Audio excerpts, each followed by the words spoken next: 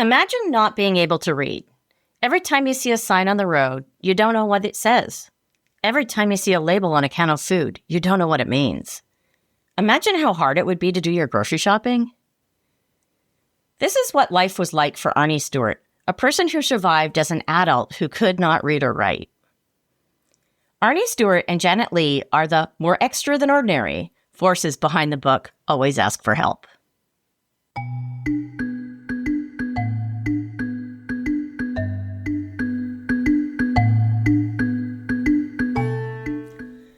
Welcome to Definitely Not Famous. I'm Rebecca Hogue, your show host. In this podcast, I seek out memoir authors who are not celebrities, at least not yet, and interview them about their books.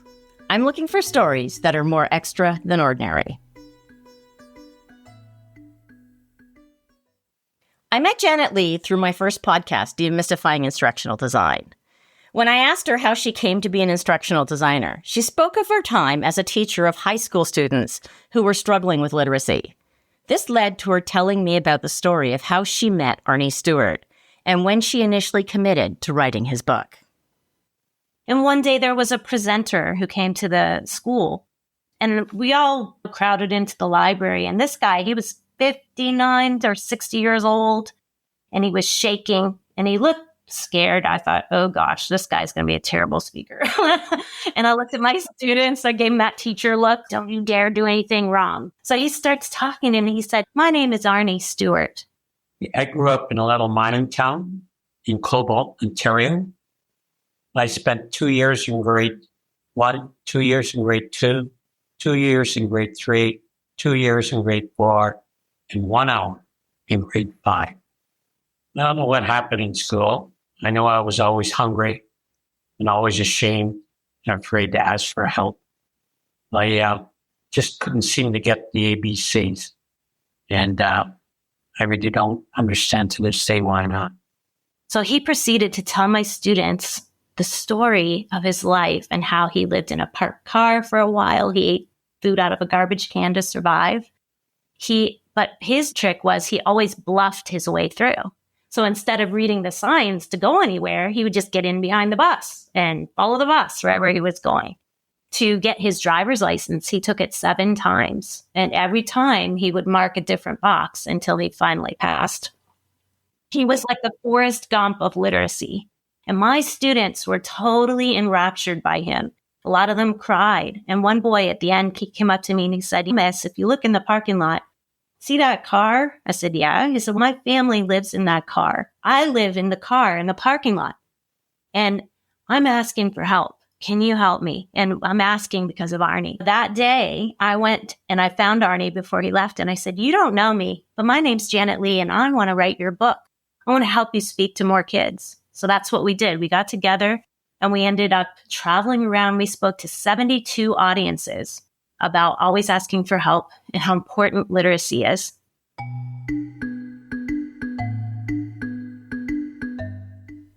When Janet first met Arnie, he was doing talks with the Literacy Coalition. He was volunteering his time, talking to students to help them understand just how difficult life is when you cannot read. Arnie was traveling from Niagara Falls to school gyms around Barrie, Ontario, to speak about life without literacy. As someone who could not read, he would follow the bus on the highway to figure out which exit he needed to get off at. He would drive around town street by street until he found the school that he was supposed to speak at. Janet shared just how more extra than ordinary Arnie truly was. The Literacy Coalition found him places to speak. So they found him a place where he could speak in Barrie, Ontario. And they would say, here's the address, here's kind of where it is, and you got to be there on this date. The Literacy Coalition thought he could read.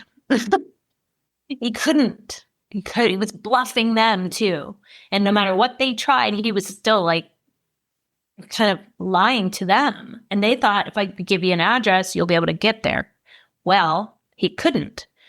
So what Arnie would do is he would get in his car the day before in Niagara Falls, and rain or shine, snow or sleet, he would get on the 400 knowing where kind of Barry was, and he would drive there the night before, go round and round in circles. And if you know where this school is, it was in Innisfil, so it's not anywhere even near Barry. It's off by the lake. Anyway, he would go round and round and round and round until he would find the school, and then he would sleep in the parking lot overnight because he was afraid he would get lost and he would be late, and he didn't want to be late. He would sleep in the parking lot. And in the morning, he would oftentimes be frozen inside his car because you know what it's like. It would just snow and sleet, and then the doors would be shut. He'd have to jam his shoulder against the door and get out of the car and realize his face was full of whiskers because he'd slept there. He had a 9 o'clock shadow. He slept there overnight. So he would go to the lake and hopefully, sometimes it didn't work, but hopefully be able to break the ice and shave in the water and then go in and speak. That's why he kind of looked like he did the first time I saw him, because he had actually slept in his car. Now, that's no reflection on the Literacy Coalition that sent him. They had no idea he was going through this. Or maybe they would have arranged a hotel for him. They had no idea that he was taking time off work.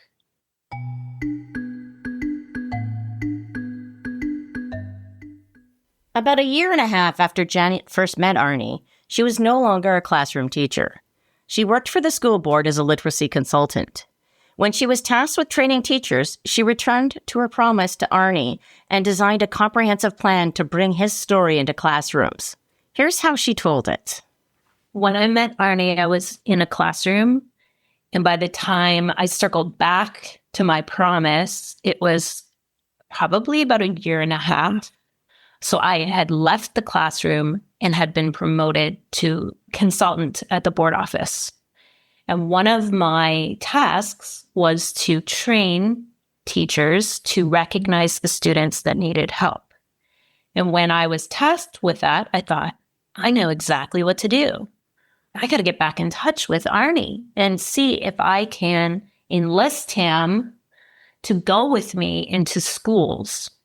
And what I'll do, I don't know where, it just came to me in the middle of the night. I thought, I know, I'll do like a before, during, and after thing with him. So I'll think about, like, what did I wish I knew about Arnie when he came to the school?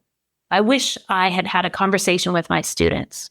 I wish that we had done a little research about where he grew up, or looked at a picture of him and made a prediction about what he might be coming to talk about. So that's what I did. I put together this little package that was like, okay, so this is the picture of this man, and he's going to speak to us. What do you think he's going to speak about? And when you looked at the picture, you could see he was in, the picture I would send was him in a library. So you could see books, and the students would always say, oh, he's a professor. And they'd say, actually, no, he's an adult with low literacy. Let's think about that. What kind of problems do you think he might have had in life? And if he couldn't read, tomorrow I want you to think about looking around your life. And if you can't read something, how that would affect you.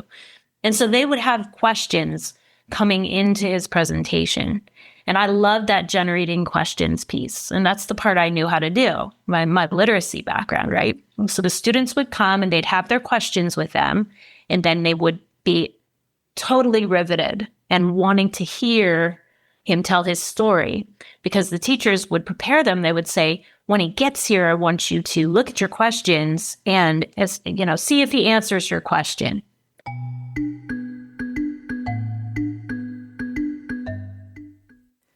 Unable to read and write, Arnie had his stories memorized. However, sometimes during the presentations, he would lose his place. Although Arnie was a great speaker, his talks were sometimes confusing. Arnie wasn't able to bring notes to stay on track. One day, he realized that he could ask Janet for help, allowing him to get back on track with his talk, but also modeling the behavior they were hoping to teach the kids. He had this canned speech. He had these stories memorized. He knew what would get the students to laugh or smile, and he naturally knew how to tell a story that had a beginning, a middle, and an end. But he never had note cards.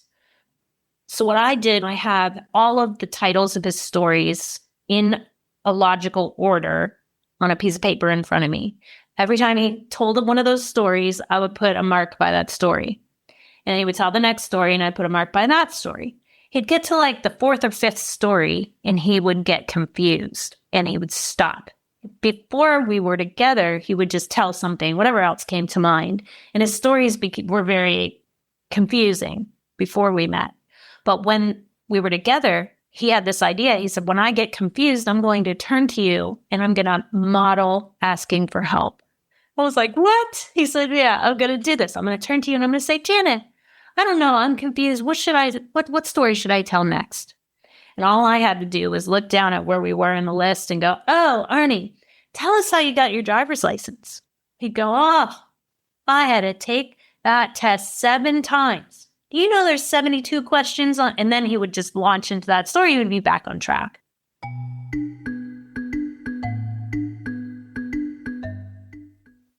In addition to modeling asking for help, one of the innovations from their talk was the Arnie Card, a way for the kids to use Arnie to ask for help. I didn't quite understand the true power of the Arnie Card until Janet explained it to me. Well, that's the powerfulness of Arnie's story. That what astounded us was that he could stand up and tell everybody his deepest secrets. He could stand there and say, I don't care if you think I'm stupid. But he'd use the word stupid. I was like, oh, I don't care if you're going to laugh at me. I don't care anymore because I'm going to tell my story. And I'm somebody too. We all put our pants on one leg at a time, and we all just want our self-esteem. And it's okay to talk about the reality. I really fear for people with low literacy right now. People who are struggling and who are flying under the radar now. It's just not getting any better for people. It's not okay. And it's not okay to ask for help. And when you're so terrified, Arnie had psoriasis all over his arms and legs because he was afraid to tell his secret. He was afraid he would be found out. And as soon as he asked for help, his skin cleared up. Like just amazing. And when people are having a fear response, they lose their voice. And that is what we're trying to give back to people, their voice. And that's what the Arnie Card is about. When you put this on in front of somebody else with your name on it, it means I need help and I can't ask for it. I'm going to let Arnie do it. And, it works in schools, but it also works in banks. It works in the real estate office. It works all over my little town here. There's Arnie Cards in the windows of the businesses that have talked to me and know about people with low literacy. And if you know what that is, when you go in there, those people will understand. They're trained to help you. So instead of giving you a form, they will come around the desk and will help you fill it out. They'll ask you the questions. They'll sit with you. If they don't just tell you to fill it out on the kiosk, they'll do it for you. Mm-hmm. It's not enabling. It's supporting.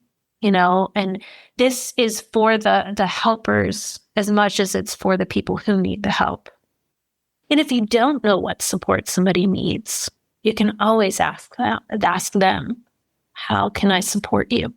Talk to me about this. Unpack this for me. What are your questions? I'm assuming this, but you talk to me. And it's just about tone of voice, really.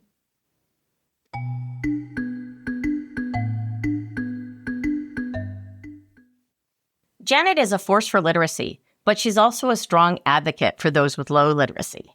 I was super curious how she supported Arnie in writing the book. After a long day of talks at various schools, if they had energy left, they would turn towards writing.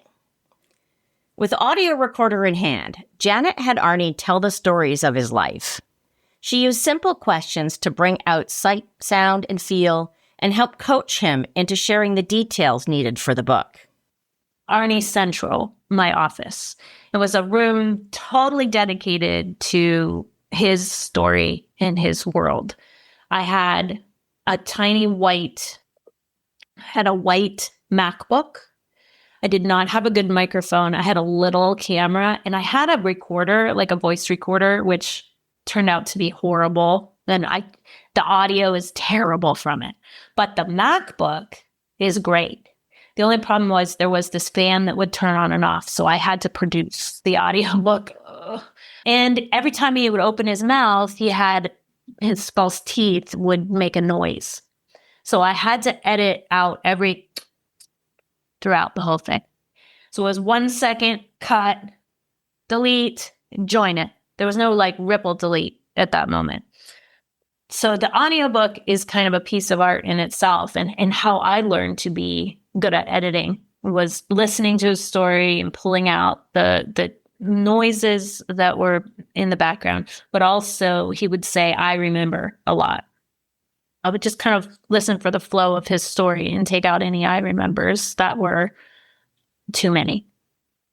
But that room, it had a place for him to sit very comfortably. It had his banner hanging, had a lot of pictures of us and of his family around so that he could feel supported and safe while while talking about his story.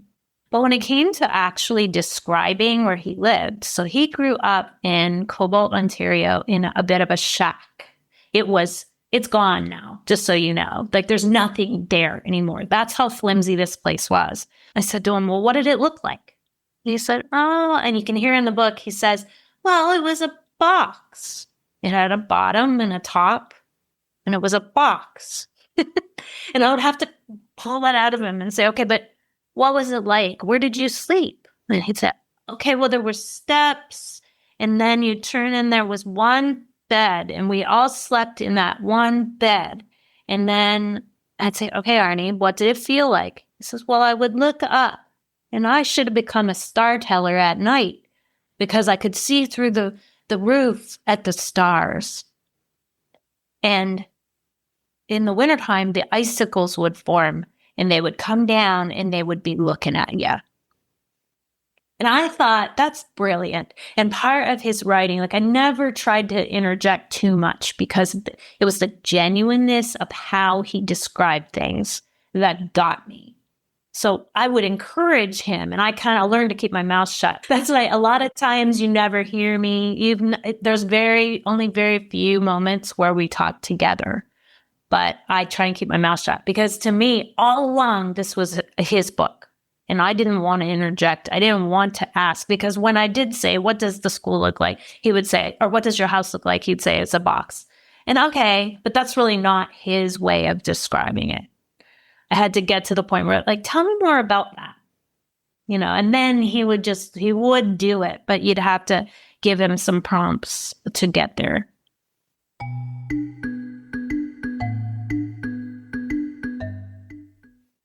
The title of the book is Always Ask for Help.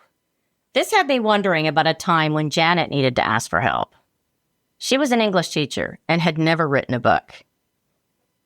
Having started writing, she reached out to a writer's group for feedback. Unfortunately, that didn't go so well. Fortunately for us, she found a great editor that was able to give feedback in a way that worked well for her. Asking for help is something that did not come naturally for me. And I struggled for a long, long time. I asked for help from my colleagues. I wanted them to kind of read over it. But at the same time, when you write a sort of memoir and you're including your own story in it, it's embarrassing. It was this journey I had to take of allowing people to know about me, allowing them to know that I struggled too, and I'm not perfect, and I don't know all the answers. And it's very apparent in this book. So asking for help for editing was really hard for me. It wasn't until I met somebody named Francesca Donlin, who the minute I met her, I trusted her. And she was a little far removed from my project, but I knew that she had experience editing books. And I said to her, all right, I'm going to give you some money, and I want you to take this and tell me what's important about it. And then come back and talk with me. And we did meetings. We had a collaborative document going. She would cut some things out. She would suggest I, fill in certain pieces. And asking her for help and then having her come back in a way that didn't hurt me, didn't shut me down, it was really important. And it was rare. I went to a writer's group and asked them for help. And they got into a huge discussion about whether or not I should include a certain part of this one piece of the story. And it made me cry. And I cried in public. I actually, halfway through their conversation about my work, I got up and went to the washroom and I cried. And I came back and they were still tearing it apart. And it was jarring and it was very brutal what they did. And they still apologize today. Like I've had people come up and say, yeah, sorry about what we did to your work because it shut me down. I mean, it was years before I could pick it up again. And that's what's taken so long. I mean, I say it's a 22-year journey. Well, part of that journey is me overcoming my self-esteem. And when you ask for help, it's the way other people respond that will either make or break you. Which is why I say, if you pick something, make sure you're passionate about it. Because those moments where you ask for help and they shut you down or they turn you away and they tell you no, those moments will just kill it. I'm at the point where I can ask for help, but it's still scary. And I hope that's part of this project, that people ask for help. But those of us who can help other people do so in such a way that it maintains the integrity of the asker.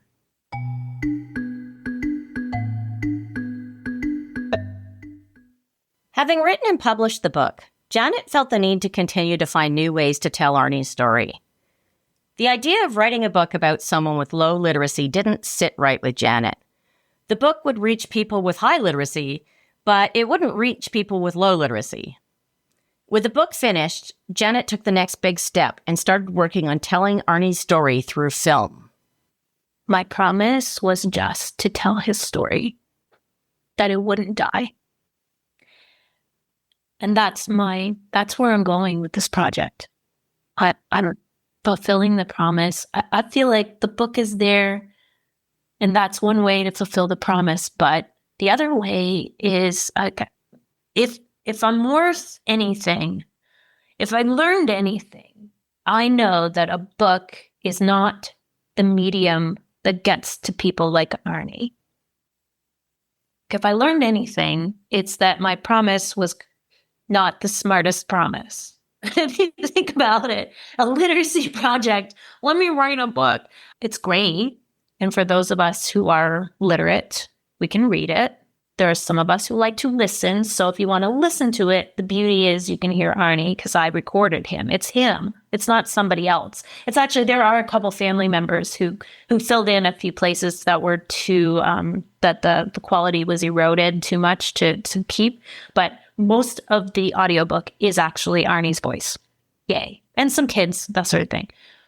But what I know gets across, I know that movies, I know visual representations of this really matter.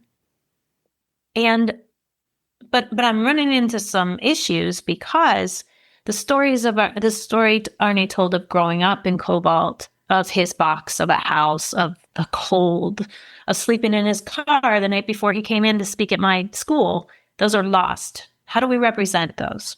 Well, in a documentary, you can do a recreation.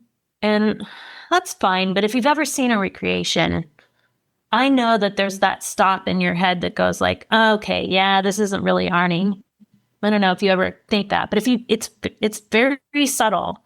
But when you watch a recreation in a doc, you can tell it's not the real footage, and it interrupts your understanding of it. So we wanted to do a different way of telling those stories, and I got this idea. The students gave us letters, and in the letters, many of those kids drew what they thought Arnie looked like when he was little. And they drew these great representations of him and his car and clouds, the sun, rainbows, flowers. And I thought, well, what if we animate the actual students' art? And I have it still. I'm still in Arnie Central right now, sitting in the office full of all the archives. So I went back through all of the letters and I scanned them in very high definition. And now we're bringing those actual pictures to life. And it's layered.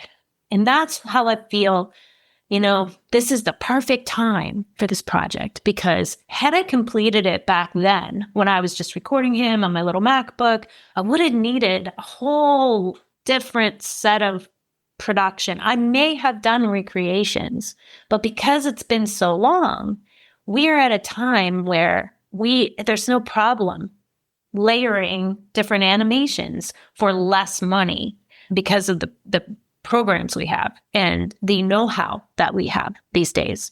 And it get across this idea that, Arnie's stories are real and hard-hitting and sad, but with the aid of the children's illustrations, they become genuine. And through those kids' eyes, it's touching on a whole different level. Like, you're just blown away that he told these stories to the children, and the children are telling the stories to you through their art. And to me, it's just poetry. It's so beautiful. I'm so glad it's taken so long, because this is, on my vision board, I've taken everything off of it. And there's one Post-it note on there right now, and it says, make an outright masterpiece. And that's my whole thing. That's what I want to do. This is a masterpiece of all the people that have come on board and helped me and helped us tell his story, his family, organizations and film people, and all, people who want to give us their money to help, but people who also lend their support and their expertise. Everybody believing in this is going to make it a masterpiece. This thing is going to get across the promise. My original promise was about a medium, a book. But now it's going to be something that will reach the people that need it most. And that's what Arnie's whole mission in life was, to help people, to help one person. And I think that this is going to do it.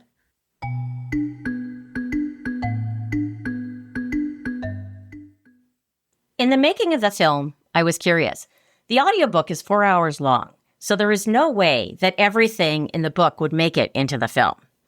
I wanted to know about something about the book that's likely not to make it into the film. On page 100 of the book, it says, congratulations, you made it to page 100. And there's a bunch of teachers like stars and gold stars down, and it's Arnie, because he said, when I got to page 100 of Huckleberry Finn, I broke down and cried, because never in my life did I think I could read to page 100, and that only smart people could read that far. One of the reasons why I had to publish it the way I did was because I wanted page 100 to be special, and publishing didn't understand that and wouldn't do that for me.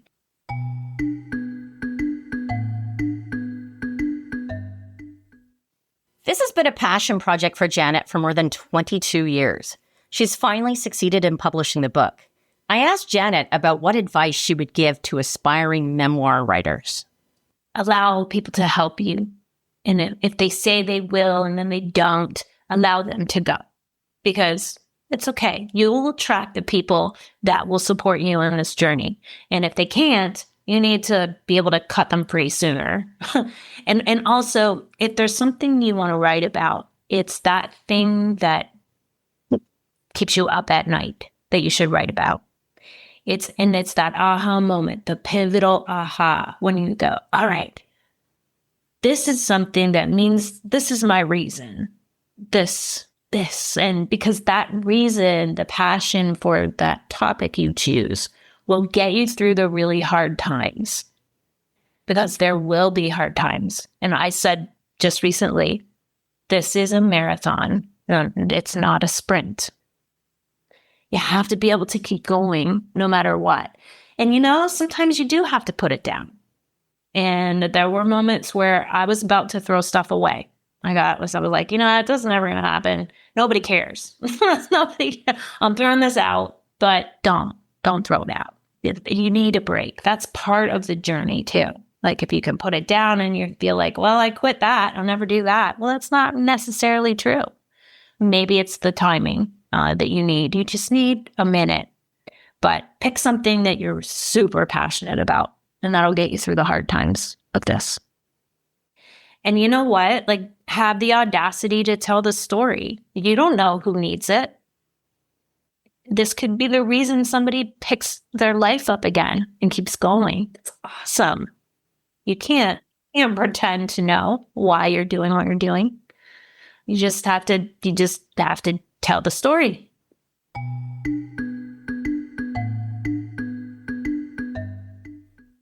Janet has set up the website alwaysaskforhelp.com. On the site, you can see the latest information about the project. You can also purchase the book directly from Janet. All of the proceeds from the book go towards our project. And we also are fiscally sponsored by a company called From the Heart Productions. And there's a link on our website where you can click and go and donate directly to our project. What we're needing right now is we need funding to finish production. So we have this animation team who are on board, and there are students involved who are getting internships, but there are also leaders who are award winners, and they're pretty much doing that out of the goodness of their hearts right now. So if we can raise some funds, it would be fantastic to be able to pay the leadership, the people who are pulling these students together and getting exemplary work from them and training them at the same time. Once the animations are complete, we'll move into post-production, and our editor is the person who we will need to fund to finish and to cross the finish line with this project. So the link, like I said, is on alwaysaskforhelp.com.